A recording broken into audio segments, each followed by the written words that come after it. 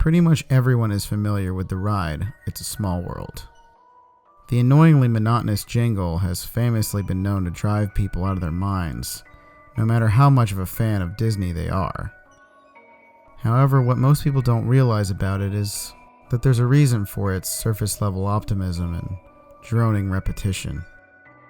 Something that lies just beneath its candy-coated artifice, awaiting the day it can show everyone its true nature.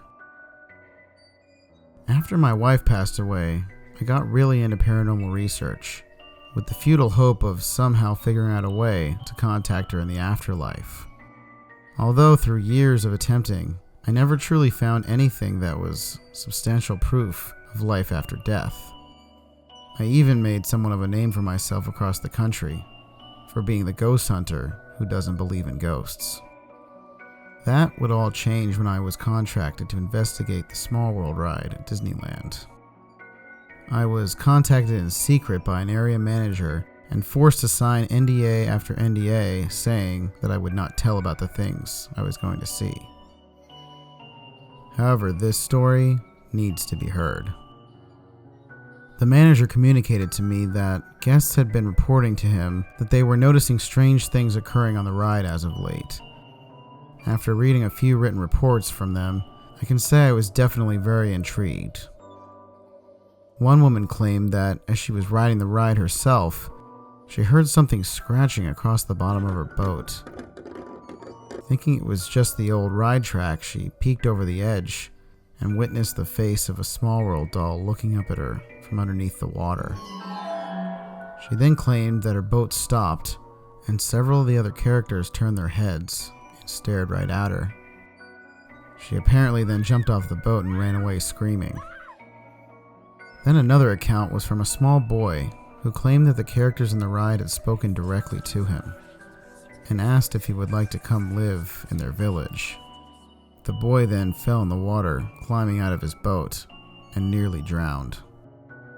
After hearing about these, I told the manager I was going to do some background research on my own and return when I had more of an idea of what might be going on. I started out by doing some extensive research on the attraction's creator, Walt Disney himself. He was a famously motivated and resourceful individual, but failed often through his early career. Then at some point around the 1930s, he began to consistently find success in a major way. Many people believe that this transition from failure to triumph was brought about by his involvement in secret societies and the occult. I found reports of statements made by his friends where he claimed to have performed dark acts to ensure the popularity of Disneyland. I assume he was speaking in jest when he made the statement, but sometimes that's exactly what people want you to think. I then discovered that when the ride first came out, Walt informed everyone on the staff not to for any reason turn the volume of the music down or turn off the song while people were inside the ride. This rule was paramount to all else. So when I returned to the ride for more investigating, turning off the music was my obvious first request. The cast members there at the time didn't even know exactly how to run the ride like that and needed to find a senior level person to help them do it. As soon as my boat started, I took out my EMF meter, which in layman's terms essentially measures electromagnetic fields and picks up on the presence of spiritual beings. I began examining every prop I could, and at first, there was nothing there.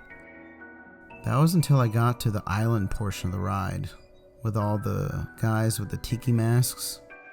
It's normally a pretty creepy part of the ride, especially if you're by yourself.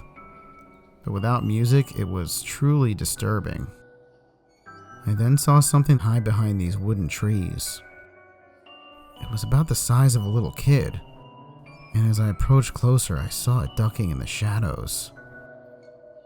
I could barely see it, but it appeared as if it was grinning at me. I yelled out to it, but it didn't respond. Just kept staring at me ominously. Then I began to notice behind the other fake buildings and structures, there were more of these little dark figures hiding. The EMF meter started going crazy, and I ended up having to turn it off.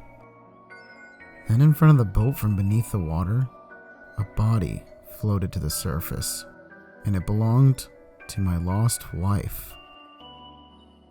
This sent me into a full-on panic, and I jumped off the boat, beginning to run through the ride. Out of the darkness, I was tackled by several little figures who began scratching and tearing at my skin.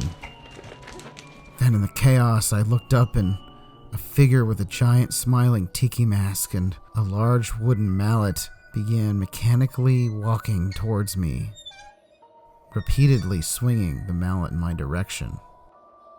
Horrified, I reached to my belt for the walkie-talkie the ride operators had given me and began screaming to turn the music back on. The tiki mask man joltingly swung the mallet, barely missing my head, when suddenly the music blared into the room. All of the figures then began to slowly back away and assume the positions they had been in before the music turned on, and the body of my wife sank back into the darkness. Ever since that experience, I have not participated in ghost hunting much. I believe that what I saw was everything I ever needed to know about the afterlife. There is something beyond the veil, and I think I would rather wait my time to ever encounter it again. I hope you enjoyed tonight's creepy tale, and I wanted to remind you that sometimes if you look into the dark looks back. Thus is clearly the case with the Small World ride at Disney. If you enjoy my stories, please leave me a like and subscribe so I can keep you up to date on all the terror that transpires out there. Have a horrifying evening, and remember to stay spooky, my friends.